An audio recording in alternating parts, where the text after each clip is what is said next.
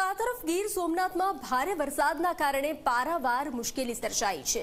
ગીર સોમનાથના 3 ગામો સંપર્ક વિહોણા બન્યા છે।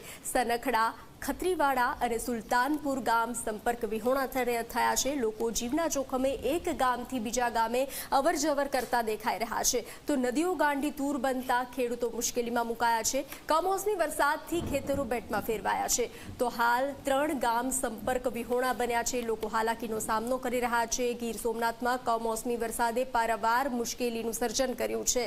ગીર સોમનાથમાં ભારે વરસાદના કારણે પારાવાર મુશ્કેલી વેઠી રહ્યા છે લોકો। ગીર સોમનાથના 3 ગામો સંપર્ક વિહોણા થયા છે।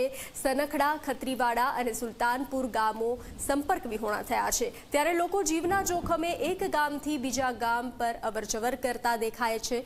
નદીઓ ગાંડી તૂર બનતા ખેડૂતો મુશ્કેલીમાં મુકાયા છે। કમોસમી વરસાદથી ખેતરો પાણીમાં તરબોળ થયા છે, ખેતરો પાણીમાં ગરકાવ થયા છે। આપ આ દ્રશ્યો જોઈ રહ્યા છો। લોકો જીવના જોખમે પસાર થઈ રહ્યા છે, તો એક તરફ નદીઓ ગાંડી તૂર બની છે। કમોસમી વરસાદે નુકસાની વેરી છે, ખેતરો બેટમાં ફેરવાયા છે।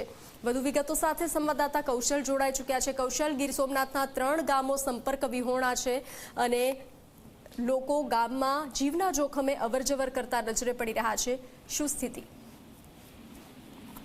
જી, ગીર સોમનાથ જિલ્લાના અમુક જે ગામો છે, ખાસ કરીને ઉના અને ગીરગઢડા તાલુકાની અંદર જે આવેલા ગામો છે, તેમની ખાસ આ જે સ્થિતિ છે તે થાય છે, કારણ કે નદી કિનારા ઉપર જે આખા બેઠા પુલો થી જોડાયેલા જે આ ગામો છે, ત્યારે વરસાદને કારણે નદીમાં પૂર આવવાને કારણે જ્યારે એ પુલો છે તે પાણીની અંદર ગરકાવ થાય છે, ત્યારે આ ગામની અંદર અવર જવરની સ્થિતિ ચોક્કસથી ખોરવાય છે।